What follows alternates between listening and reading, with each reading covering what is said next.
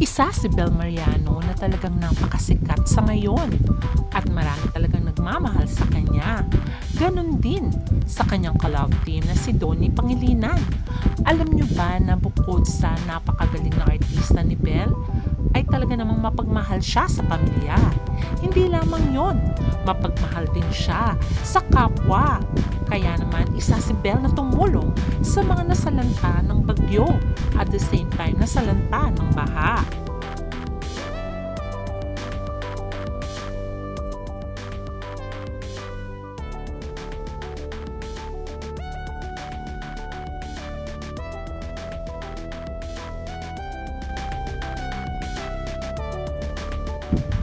Isa sa hinahangaan ngayon na tinuturing na hottest love team sa kanilang henerasyon ay walang iba kundi si Donnie Pangilinan at Bel Mariano.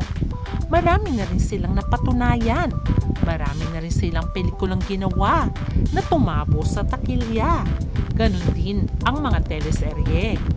Kaya nga tinawag silang Don Bell ng mga fans. Ang maganda sa Don Bell ay talaga naman isa sila sa modelo ng kabataan. Alam naman natin na si Donnie ay nakatapos na ng kolehiyo at si Bel naman ay nagpapatuloy na nais niya na sana ay magkaroon siya ng degree. Kaya kahit busy ang kanyang schedule ay natapos niya rin ang kanyang senior high at nagbabalak muli na mag-aral. Dahil sa galing nila bilang artista at marami silang fans at unti-unti na silang may napapatunayan sa industriya. Kaya tinawag silang The New Generation Love Team dahil sa kanilang kasikatan at marami na rin silang awards na napanunan. Hindi lamang dahil sa magaling silang artista, marami rin silang endorsements na ginagawa. Kaya naman hindi na tayo nagtataka kung mahal ng taong bayan at ng masa ang love team ni Donnie at Bel Mariano. Dahil bukod sa good example sila, ay talaga naman magaling silang humawak ng kanilang pera.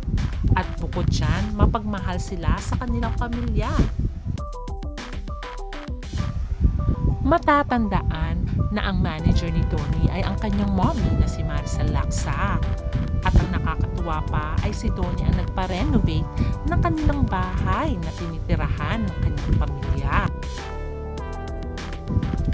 Samantalang si Bel Mariano ay mapagmahal din sa kanyang pamilya dahil breadwinner ito at talaga namang nagpagawa ito ng bahay para sa kanyang pamilya, which is in-announce na nga niya na lumilipat na nga sila ng kanilang bagong bahay. Kaya naman masayang-masaya si Bel dahil finally ay natapos na ang bahay na pinagawa niya para sa kanyang pamilya. Kaya tuloy maraming netizens ang talaga namang proud kay Bel Mariano dahil sa pagmamahal niya sa kanyang pamilya. Samantalang si Donnie ay nagpapagawa rin ng sarili niyang bahay.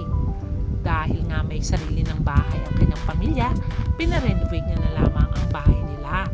At unti-unti na rin siya nagpagawa ng sarili niyang bahay. Dahil matagal-tagal pa ang pagpapagawa ng kanyang bahay, ay may sarili ring pondo si Donnie na kanyang tinitirahan. Bukod dito ay meron din siyang negosyo. Meron siyang franchise ng Shell gasoline station. Kaya dito mo makikita na magaling humawak sa pera itong si Donnie at sinabi niyang ini-invest niya ang kanyang pera para sa future. At ang maganda pa ay very supportive si Donnie kay Bel Mariano. Dahil nga nung lumipat si Bel ay nandun talaga si Donnie para supportahan ang dalaga. Kaya naman talaga umaapaw ang blessings sa dalawang ito.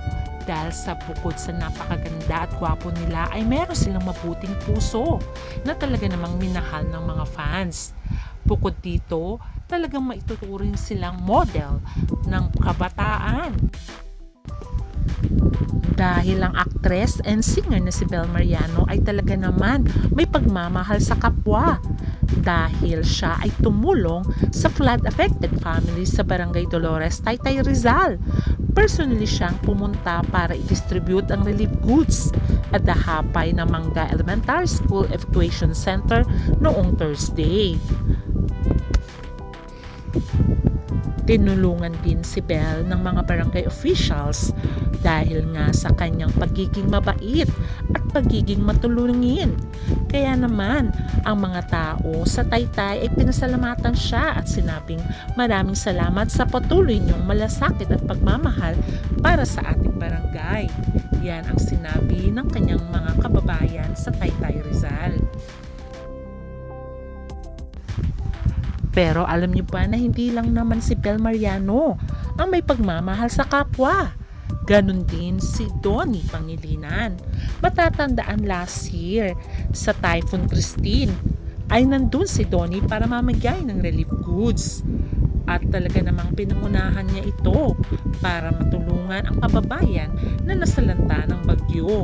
Kaya dito mo makikita ang pagmamalasakit ni Belle at Donnie sa mga kababayan natin. At talaga naman good example sila sa kabataan.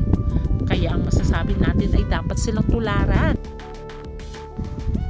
Sila din ang love team na napakasimple lamang at down to earth at napaka-low-key. Although hindi naman nila inaamin ang tunay nilang relasyon, pero alam naman natin na nagmamahalan sila. At talaga naman, pareho ang kanilang magandang values na dapat lamang tularan ng kabataan. Kaya kay Donnie at Belle Mariano ay saludo kami sa inyo sa pagtulong nyo sa kapwa. At sana more blessings sa inyo, ayon pa sa mga fans. Kaya naman, abangan natin ang proyekto ni Donnie at Belle dahil magkakaroon sila for the meantime ng individual projects.